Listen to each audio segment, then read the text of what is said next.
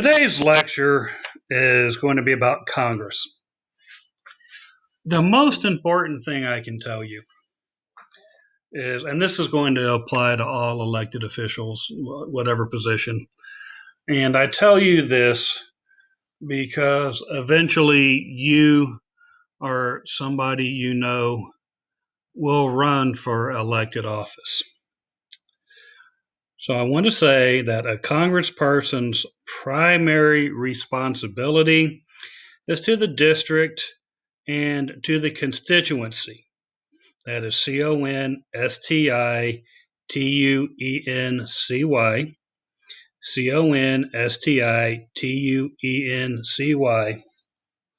The constituency are the constituents. These are the residents of the area which elected him or her. So your primary responsibility is to your constituents, it's to your area.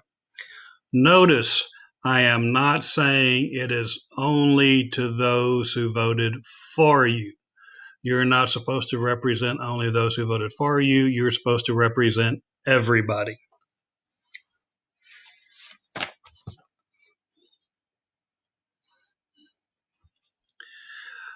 Remember, we have a bicameral Congress. This means we have a Congress that consists of two chambers. The upper chamber is the House. The lower chamber is the Senate. Today, the members of both the House and the Senate are elected by the people. Remember, it used to be that the senators were selected by the state legislatures. 17th Amendment, we now elect everybody. There are 435 voting members of the House. 435 voting members of the House. Washington, D.C. has some members in the House of Representatives, but they are not allowed to vote. So, but 435 members of the House, which are apportioned to all 50 states based on population. Remember, what plan was this? This was the Virginia plan. States with bigger population had more representation in the House. The Senate. We have 100 members in the Senate, 2 from each state, regardless of the population of the state. The New Jersey plan. So total, how many voting Congress people do we have? We see that these two chambers play different legislative roles. The smaller Senate encourages deliberation and debate. It discourages specialization on particular issues because senators serve large, often diverse statewide constituency. Also, in the Senate, less power is concentrated in the leadership's hand. On the other hand, the larger, more centralized and organized House gives the leadership more legislative control and allows for specialization. Okay, I'm talking textbook now, let's talk English. What we're going to see is the House, the Senate, their members, they have a different management style. They have a different representation style. Why? We can attribute this to two items. Constituency, who they serve, and the length of term, how many years they are elected to serve. Let's look at each one. For the U.S. House, the U.S. House members are elected from something called districts.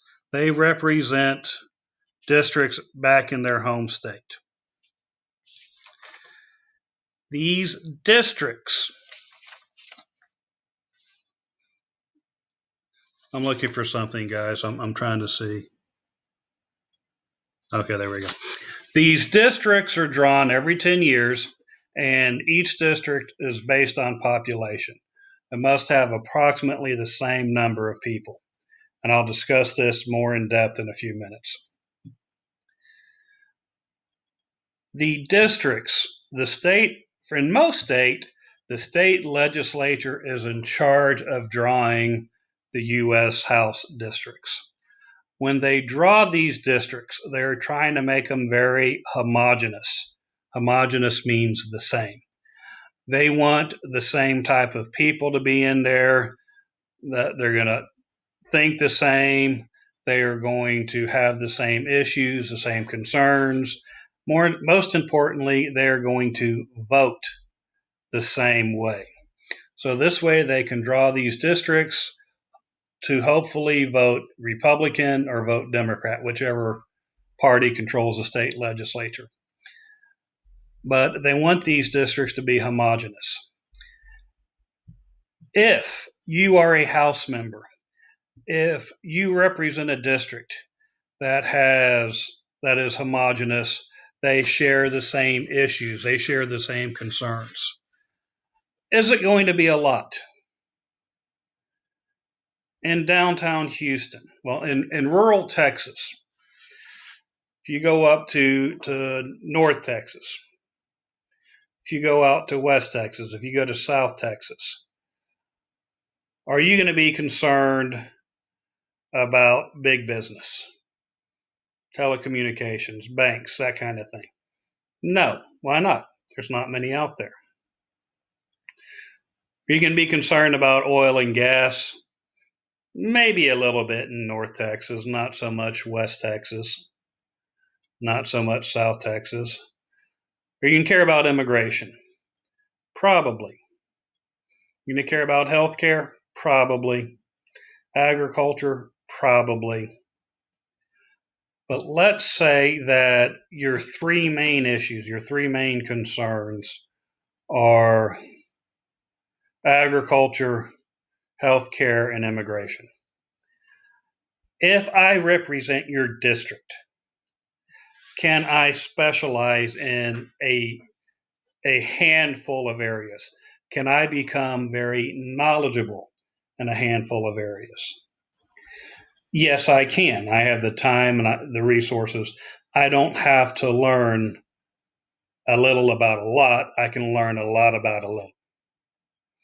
So this allows me to specialize in the areas that my constituents care about. So that's why the House, they can specialize. The Senate, on the other hand, are two senators. They represent the entire state. How many things do you think the entire state is worried about?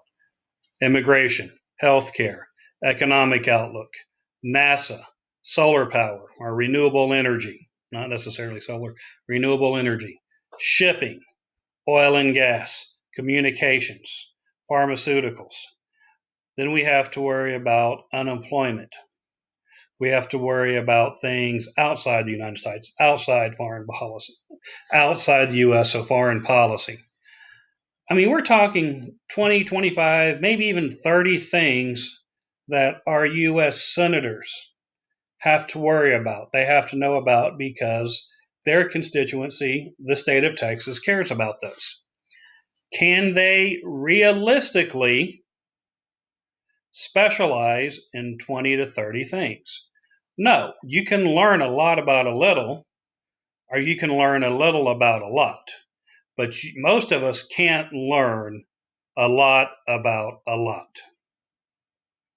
So their constituency, the House districts being homogenous, them being smaller, them having the same type of people, they offer this difference in representation, specialization, where the Senate does not. If you're a senator of Texas, you're representing almost 30 million people, and you've got to be concerned about what 30 million people are concerned about. And our concerns are varied. They are very, very wide. The other difference is term length. Now, there's two terms, and you cannot It is very important that you don't get these two terms confused. We have term length and term limits. Term length is the number of years you are elected to serve. Term limits the maximum number of terms you can serve. In Congress, we do not have term limits. What does that mean? How long can you serve? You can serve as many years as you want. As long as you convince your constituents to keep on voting for you, to re-elect you, you can return to Congress. If you can get re-elected, they'll send you back. It is perfectly legal. So Congress does not have term limits.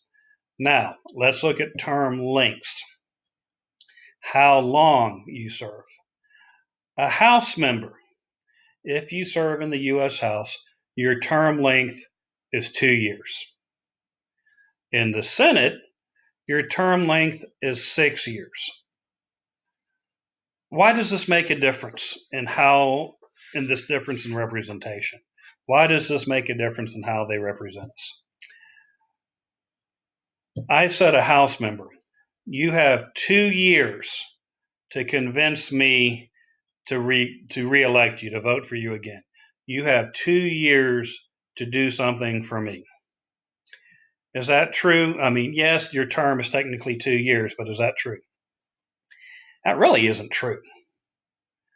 You get elected in November. You get sworn into office in January. So you get elected November of 2020. You get sworn into office January of 2021. You are up for re-election. Your 2 years, you're up for re-election November of 2022. So actually you're down to like 21 months. But we have something called primary elections. This is when you face your first re-election hurdle. You have to win your primary election. The people have to choose you to represent that party for that position in the November election. In Texas, our primary elections are in March. This means that you're going to go get sworn into office January of 2021, and you must come ask me for my vote in March of 2022. You have 14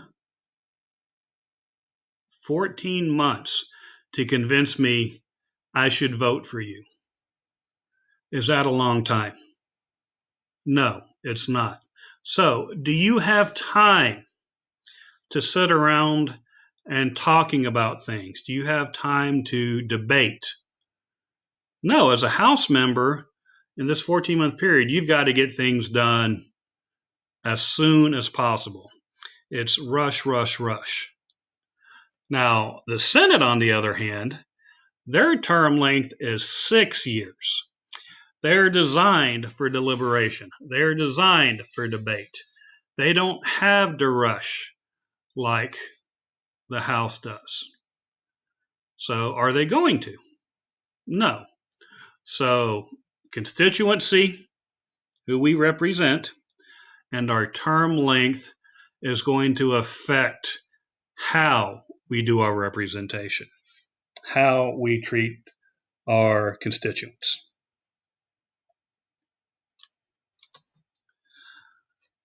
Representation can be sociological or agency.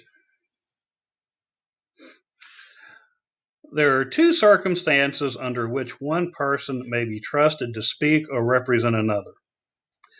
These are called sociological representation and agency representation. Sociological representation. This is a type of representation in which representatives have the same racial, gender, ethnic, religious, educational, whatever, background as their constituents, as the people they represent. It is based on the background that, or this is based on the idea that if two individuals are similar in background, characters, interests, perspectives, then one can represent another's views. So, what this is basically saying is that when we go to vote, we are going to look at sociological factors: age, race, gender, religious background, something. There is some sociological background that we share with the candidate. And because we, the voter, we feel that we share this background, this similarity with the candidate, that this means that they can best represent us. This is sociological representation. This is going to be an assumption that sociological similarity promotes good representation. If they look like us, if they have the same ethnic background, religious background, if they're the same age, they're going to think like us, they can best represent us. The other, agency representation. Oop, did not mean to go there. Hold on, let me take that off. Come on, guys. Why is this not working? There we go. Agency representation. Agency representation is a type of representation in which representatives are held accountable to their constituency for their actions. If they fail to represent their constituency properly, there are consequences. What kind of consequences are there if you do not represent your constituency, your district, or your state the way they feel you should? The consequence is we don't reelect you. Which type of representation do you think is better? Sociological or agency? Agency is much better because this is actually forcing the elected official to vote the way to represent the constituents' interest. Which one do you think actually happens? Sociological representation or agency representation? It's sociological representation. Why? If agency representation is the best, why does sociological representation happen the most? The answer, and this is sad, is that it's the easiest one. Sociological representation is easy. For agency representation, we, the voter, the constituent, we actually have to pay attention to what our elected official is doing.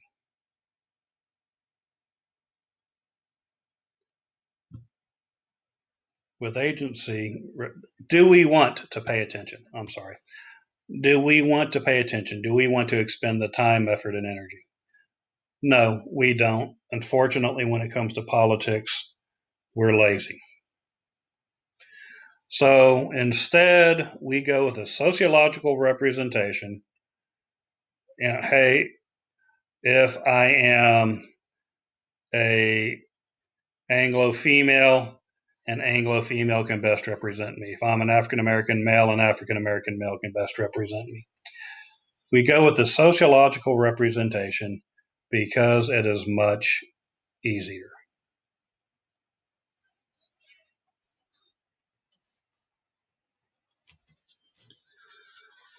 The social composition of the U.S. Congress.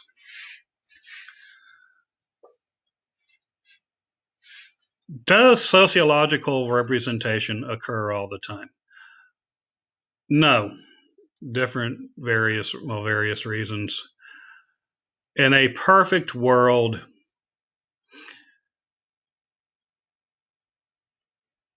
if 54% of the United States is Anglo, 54% of Congress would be Anglo. If 33% of the United States was Hispanic, 33% of Congress would be Hispanic. 13%, well, 11% would be African American, 2% would be other. In a perfect world, this is how it would work. But we know this is not a perfect world. Does each racial or ethnic background have the same representation in Congress? Does it match the demographics of the United States? The answer is no, it does not. Anglo males are vastly overrepresented in Congress. There is one area, and one area only, in which the social composition of the U.S. Congress matches the social composition of the United States. That one area is religion. The plurality is the most, but not a majority, the most, but not 50%. The plurality of Congress practice the Protestant religion, followed by Catholicism, followed by those who practice the Jewish faith. Religious demographics in the United States, for those who practice religion, plurality is those who practice the Protestant religion. Second are followed up by those who practice the Catholic religion, followed up by those who practice the Jewish faith. So religion is the only social characteristic, the only demographic that Congress and the population of the United States match up on.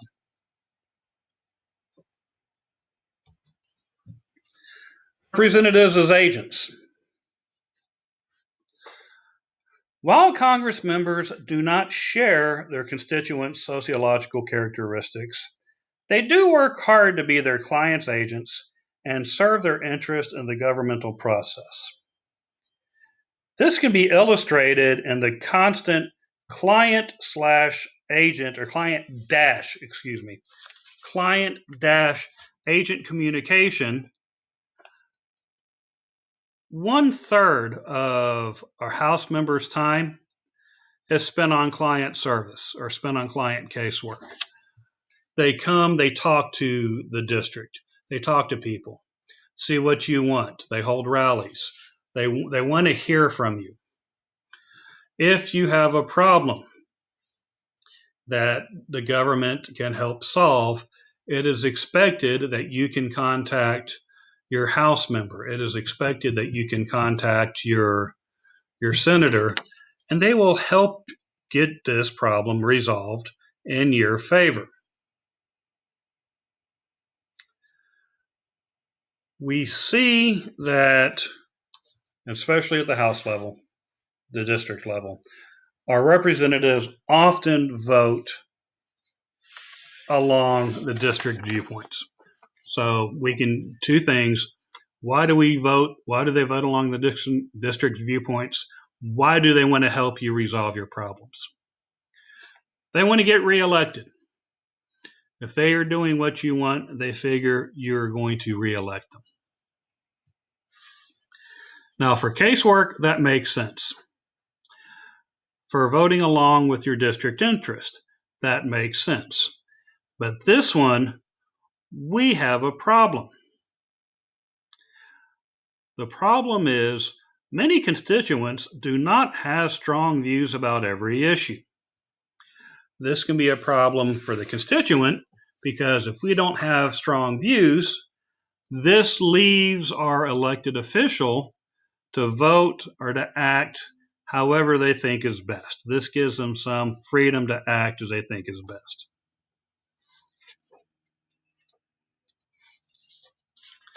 Unfortunately, without these strong views, this allows the input of other people, special interest, lobbyists, PACs, and I'll talk about this towards the end of this lecture.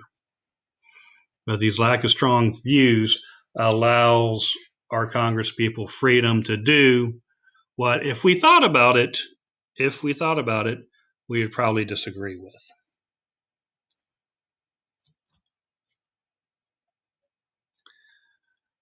Electoral connections hinges on incumbency.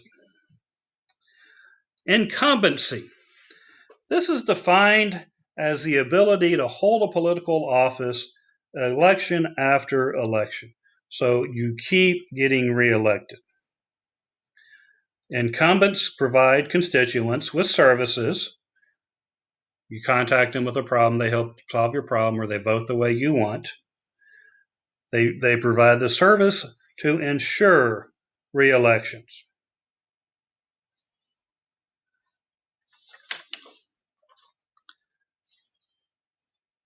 Is incumbency a real thing? How does it aid in re-election? Well, it can aid in a couple of different ways. The first way is name recognition.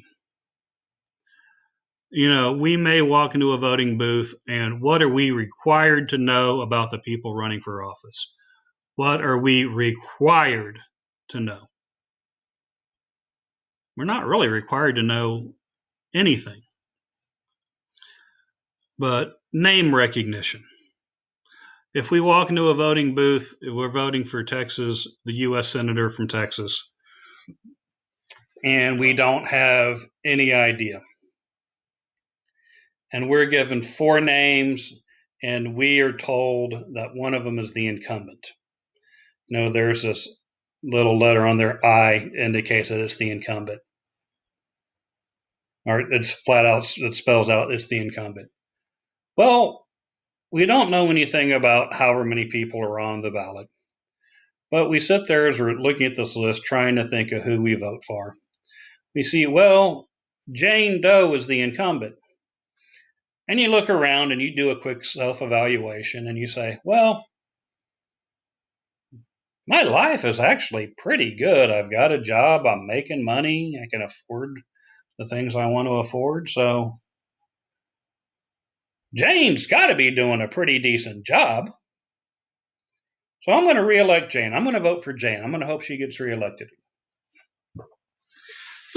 Life may be going well for you, but do you owe that to Jane? Maybe. Maybe not.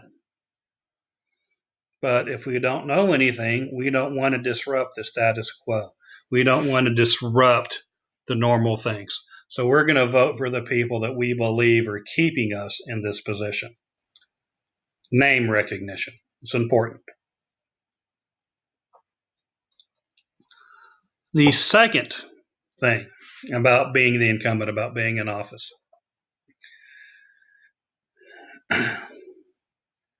What do you need to get elected? Once again, this is very cynical. Do you have to be attractive to get elected? No, it helps. Do you have to be articulate to get elected? No, but it helps. What do you need? What is the overriding thing you need to get elected? You need money.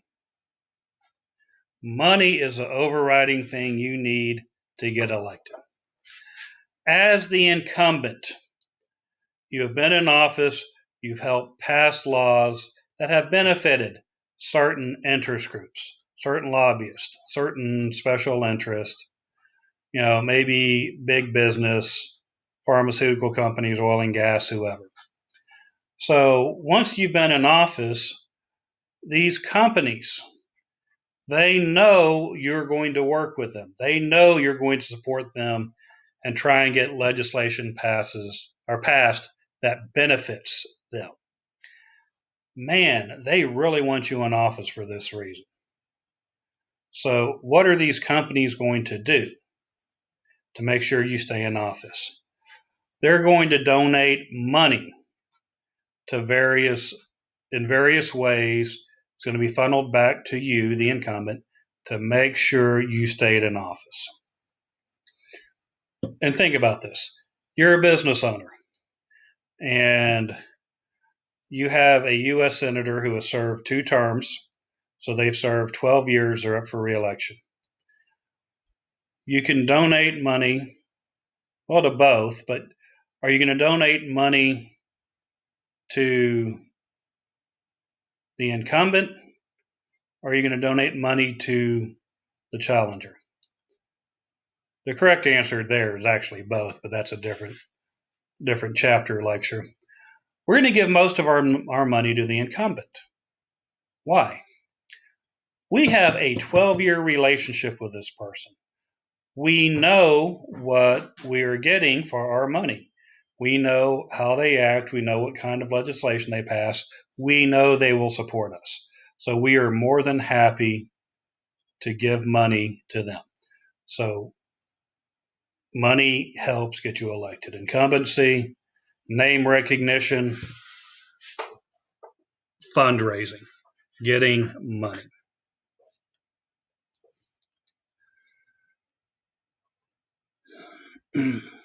Now,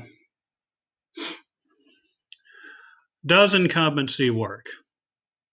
Is this really a factor? Yeah, unfortunately it is. We'll see that about 80% of the House, about 80% of the Senate, about 90% of the House, when they run for reelection, they get reelected. It is very, very difficult for them to lose a race unless they decide to step down. How does this happen? Let's look at how you can keep incumbency. We've talked about why it's important, or why it's important to getting reelected. This incumbency is name recognition and funding. But let's talk about incumbency in another way. And we're going to have to go down to the House of Representatives for this.